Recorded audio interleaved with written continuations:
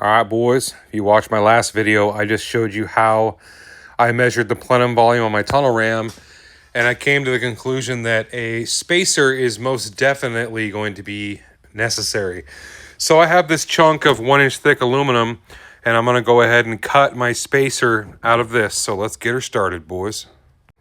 So I went ahead and filed all my edges to get all the slag from the cuts off, and then I buzzed it real fast with a palm sander. And there is some damage in this little piece. It's not crazy deep, but it's in the middle and it's going to get cut out anyways. So I laid my top on here and I marked one hole, and then I threaded that hole, and I'll throw another one in across from here, and then I'll mark all these holes and I'll drill all these holes so this plate will bolt down to my aluminum. That way I know the bolt pattern is done and it works. So let's get that done. So now I got a bolt threaded here and here, so this plate's bolted down and can't move. So what I'll do now is I'll just chuck up my 1/4-inch bit in my drill, and I'll come through and I'll just bump these real quick to mark the holes. That way I know my holes are centered all the way around. If you try to mark these with a Sharpie, there's enough margin of error that you're going to be hogging fucking holes out and shit's not going to work.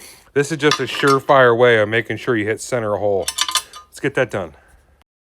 So now you can see I just barely put a dent with that drill bit. Now that drill bit is going to self-center when I throw this in my vertical lathe over here. Let's get all these holes drilled. So here is all my holes tapped. I just use my little shitty drill with a tap in it. If you take her easy and use nice and lubey, they won't snap off in there. And then I throw a light chamfer on them with this little 45-degree chamfer. It's just for wood, but it works great on aluminum. Just gives it a finished look and helps you start the bolt. So let me get the top bolted on and show you the next step. So here's that top bolted down to my soon-to-be spacer material. And all of my bolts lined up perfect.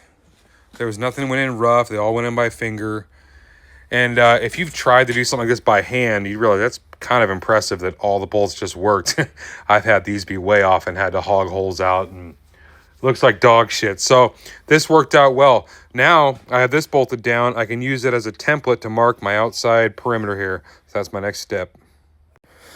And now I have a template to run this through my bandsaw and cut this outer shape rough so that we can finish it and make her nice and smooth.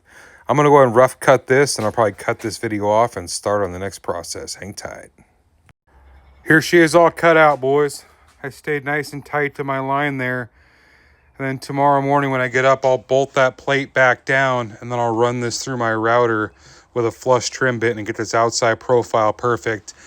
You'll notice I left this meat in the front. I got plans for a bracket to mount up here, and I'll show you guys that when we get to it. Stay tuned, boys.